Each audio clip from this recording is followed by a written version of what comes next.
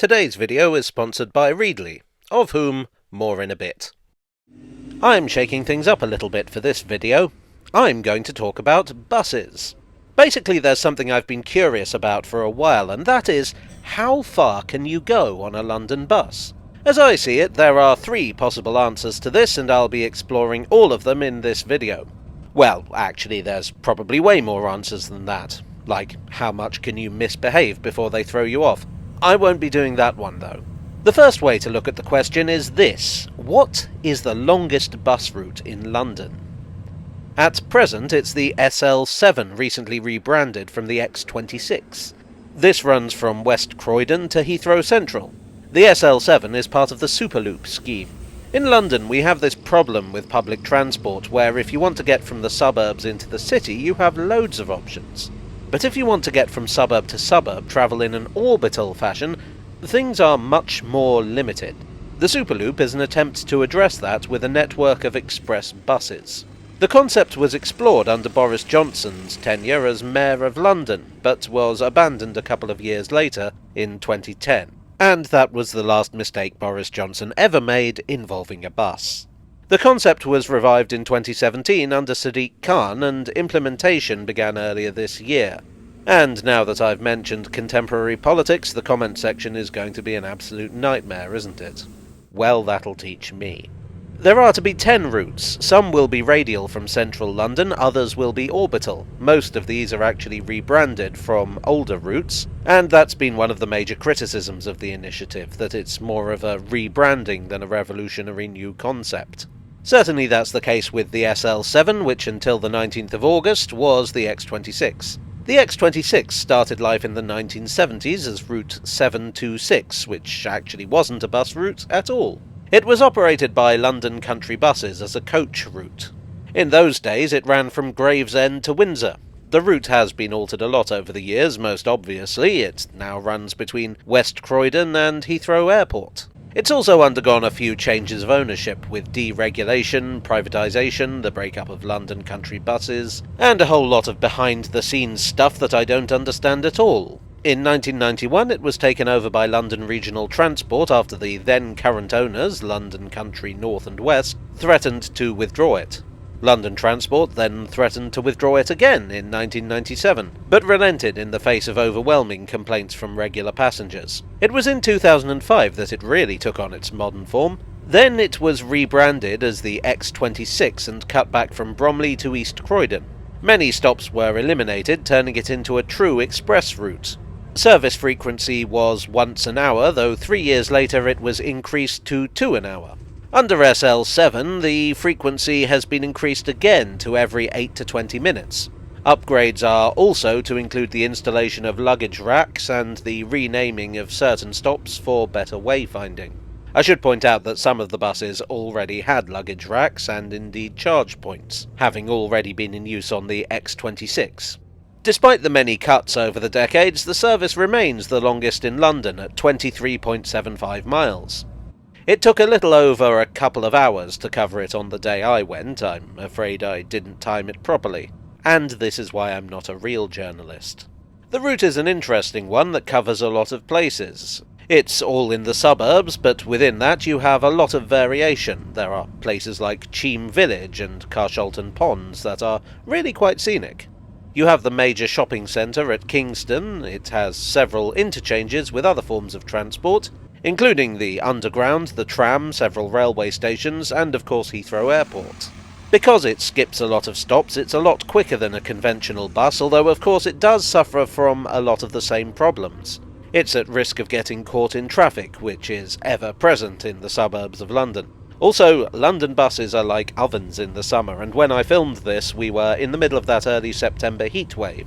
So 2 hours on this thing were pretty unpleasant.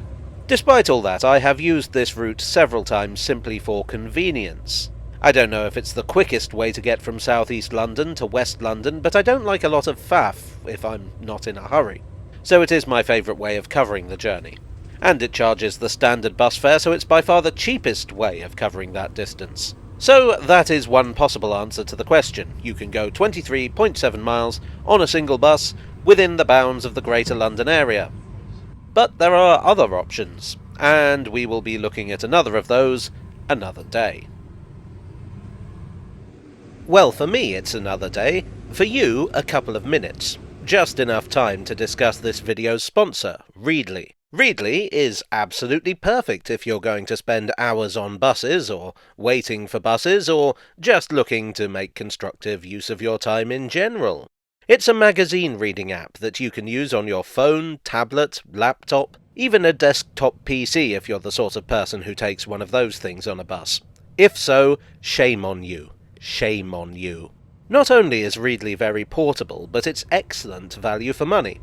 For a single monthly subscription, you get unlimited access to literally thousands of magazines, including back issues, on an enormous range of subjects. Look, I even found some magazines about buses. You can browse by subject or use the search feature to find specific titles or even particular terms within articles. This magazine, On the Buses, is proving pretty useful for research. This one, Bus Nest Traveller, less so. But it doesn't matter because they're all included in the price. The app can also suggest titles based upon what you've previously read. As you can see here, it knows I like trains and history.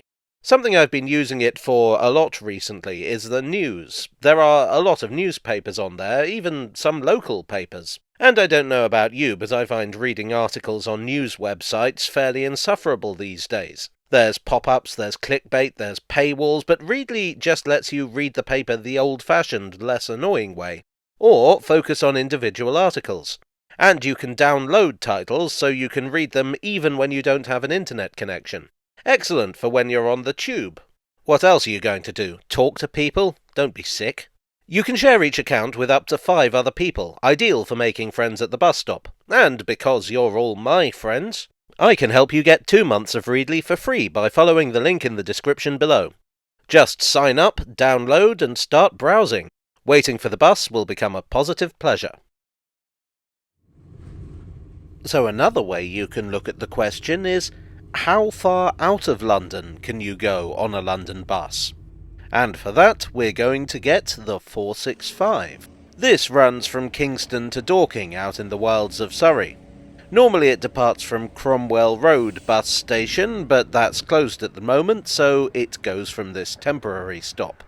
While we're in Kingston, I'll point out a couple of sites of interest. This is Clatton Bridge, a medieval bridge constructed in the 12th century, which is now one of the oldest bridges in England. And you can't see it too well here, but that Mississippi steamer-looking thing was used in the video for the song Karma Chameleon. Back to the bus, though.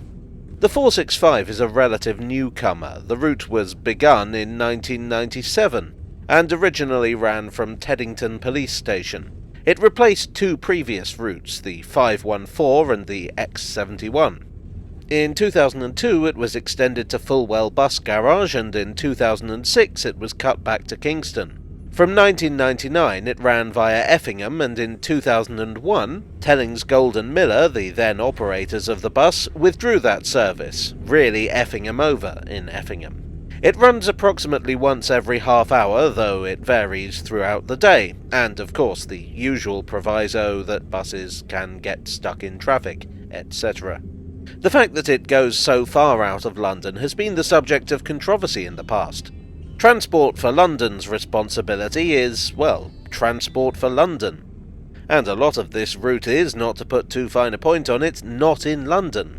In 2017, TfL tried to curtail the route at Leatherhead, only to meet with protests from the transport-deprived residents of Mickleham, which is on the route. To resolve the issue, the route is now funded jointly, partly by TfL and partly by Surrey County Council. The journey took about an hour and a half, although we did have quite a few long, unexplained pauses.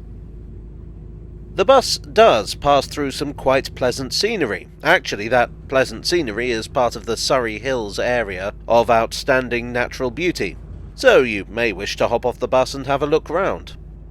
Dorking itself is quite charming, having some rather delightful architecture. Some friends of mine got married at the vineyard here a couple of years back, and I stayed over in a former coaching inn.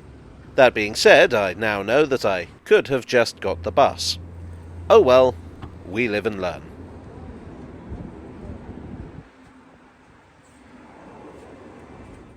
Alright then, we have seen the longest bus route in London, we have seen the furthest reach of the London buses.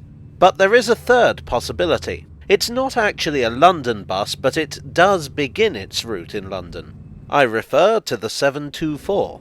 The 724 runs from Heathrow Airport in West London to Harlow in Essex via Uxbridge, Rickmansworth, Watford, St Albans, Welwyn Garden City and Hertford, among other places. It covers a distance of 57 miles, making the SL7 look frankly unambitious by comparison. It takes 3.5 hours to cover the distance. It's operated by Arriva Herts and Essex as one of their Green Line services. The name Green Line is quite venerable, having formerly been the name that London Transport used for their coach services. Although unlike the other routes currently operating under the Green Line name, this one uses regular old buses rather than coaches. It's also partly funded by Heathrow Airport Holdings. I guess they have pretty deep pockets because I was charged only £2 for the entire journey. At first the driver thought I was making some sort of mistake because surely I wouldn't be travelling all the way from Heathrow to Harlow by bus. And then I thought he was making a mistake because £2 for a 57-mile journey is absolutely insane. Once these hilarious misunderstandings were cleared up, I took my seat. The route started in 1966, one of the original Green Line's routes.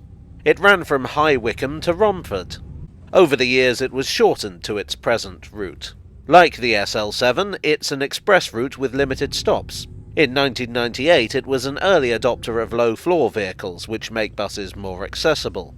Can we talk some more about that fare, though? One of the most consistent complaints I hear about TfL and transport in London in general is that it's too expensive. The reason for that is that, unlike most civic transport authorities, TfL does not receive a lot of government funding. It's expected largely to pay for itself.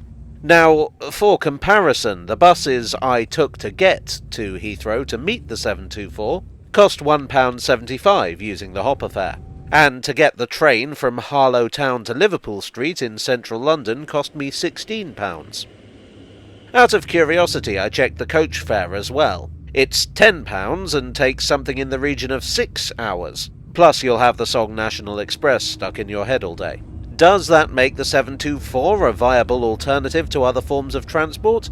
Well, the train from Harlow to Liverpool Street took 34 minutes, and the Elizabeth line from Liverpool Street to Heathrow takes, in theory, 33 minutes. If you include time for interchange, etc., let's say an hour and a half to be on the safe side, as compared to 3.5 hours on the bus. On the other hand, there are places like Rickmansworth, Denham and St Albans that do not necessarily have the privilege of such quick and direct routes to central London and on to Heathrow.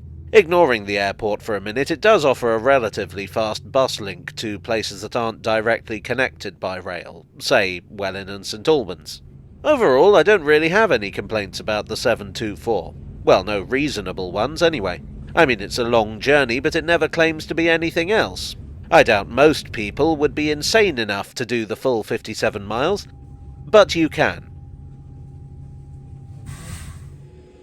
So what have we learned?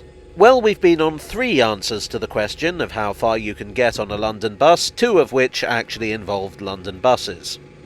We have learned that while buses can represent excellent value for money over longer distances and can even offer a more direct route than some of the more expensive alternatives, the sacrifice you make is time. In conclusion, the real bus was the friends we made along the way. Well, I hope you enjoyed today's video. If so, then please do leave a like and consider subscribing for more. I would like as ever to thank my donors on Ko-fi and Patreon and here on YouTube for your support. You are the bell to my bus. I would also like to thank Readly for sponsoring today's video. Check out the link in the description below to take advantage of their offer. And I will see you all again very soon. Cheerio.